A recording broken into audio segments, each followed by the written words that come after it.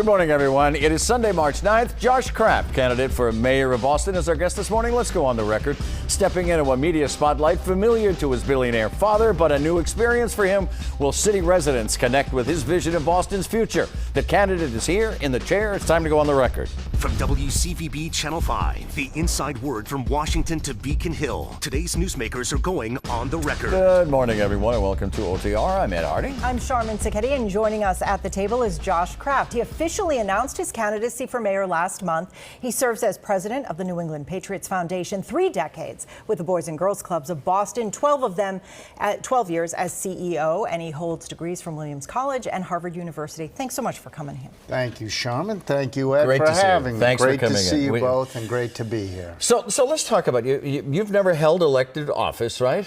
No, and now you're running for one of the toughest jobs that there is, because Boston is, as you know, not only the largest city in Massachusetts, it's the largest in New England. It's the driver of an economic engine. It is a key player. Huge. So the challenges for major American cities like Boston are immense, especially right now. So why this office? Why now for you? Well, look, Ed and Charmin, I've been fortunate and honored enough to work for 35 years throughout the neighborhoods of Boston. And I've gotten to meet so many great people, and who have, from parents to police officers to small business owners to CEOs. And through them and through my work in the city, I've come to love the city of Boston. Mm-hmm. And now I just feel like the city's headed in the wrong direction. What do you hear from them? What are they telling you? Well, I feel like the city's headed in the wrong direction. What I feel from many of them is they don't feel listened to or heard by the current administration.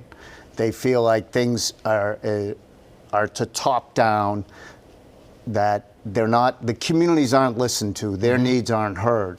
And there's 2 or 3 crucial issues, the number one being the cost of living, which is driven by housing.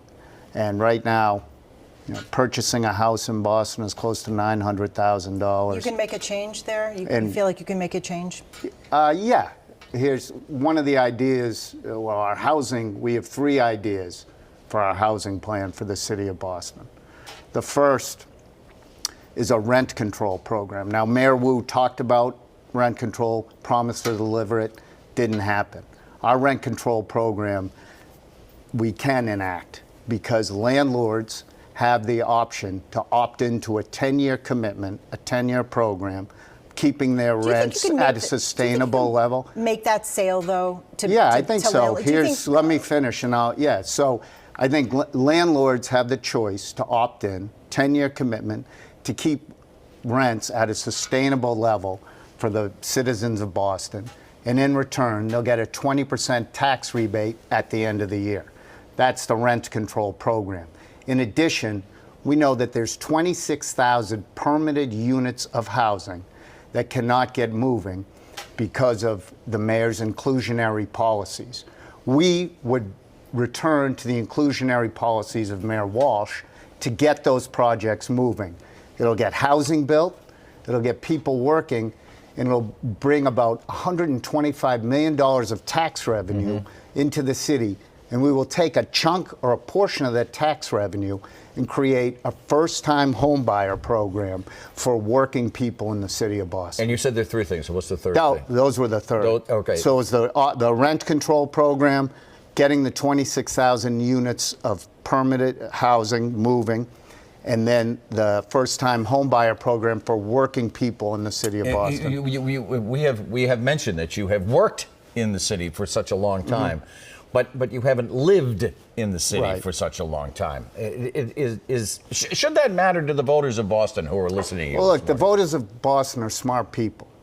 And whether it's through my 35 years of working in the city, in the past couple of years of listening to voters from Mattapan to West Roxbury to Charlestown to East Boston to the Back Bay and everywhere in between, you hear the same thing. People do not feel listened to. They feel like things are put on them and there's no community process, there's no feedback. So in the end, I don't think it matters to people where a mayoral candidate has spent put their head at night to sleep. I was in the city for 35 years.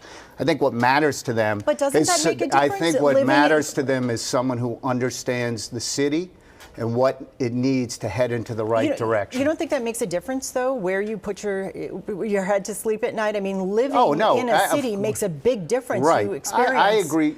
Well, look, I've spent 35 years in the neighborhoods of Boston. In fact, in 2007, when Mayor Wu moved to Boston, I had been working in the neighborhoods for 17 years. All right, let's move on because we have so much to get to. Mayor Wu, she did appear before Congress last week in a hearing on sanctuary cities. I was at that hearing. She defended the city's Trust Act. You and the mayor are in agreement on that Trust Act. Yep. I want to ask you, how do you think she did down there? Look, I think the mayor did exactly what any mayor should do. She defended the values of Boston, and I think she did a perfectly fine job. Fine job. There is a lot of hostility right now, however, between the White House and so-called sanctuary cities like Boston. In fact, the Small Business Administration is now suggesting it will close an office in the city because it's a so-called sanctuary city. Do you think as mayor you could do something to stop that? Look, how I feel about as you said, I'm in agreement with Mayor Wu in the city. You know, sanctuary city is a political term. It's not a legal term. And you already mentioned it, Sherman. The legal term is the Trust Act. That's the legality in this whole thing. But do you think you could work with the Trump administration to potentially convince them not to pull federal offices out of cities like Boston? I'd say this, and I'm going to give you a story to illustrate this. After I announced our announcement, somebody in the media scrum said to me, Mass legislature, friend or foe? I said, friend. So whoever is in Washington, D.C., my number one concern is what's best for Boston. And that in the 650,000 citizens of Boston, and that will always be my priority. So Trump administration, you'd seek to at least create alliances or friends? What I would do is I would do what's best for the people of Boston. Let me ask you one more thing about the price tag.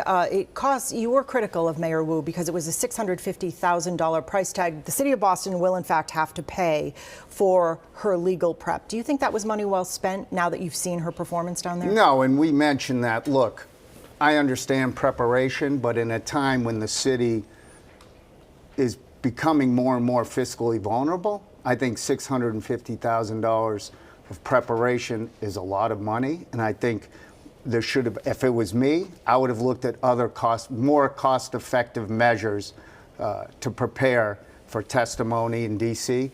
And in addition, I know 12 folks from City Hall accompanied the mayor there.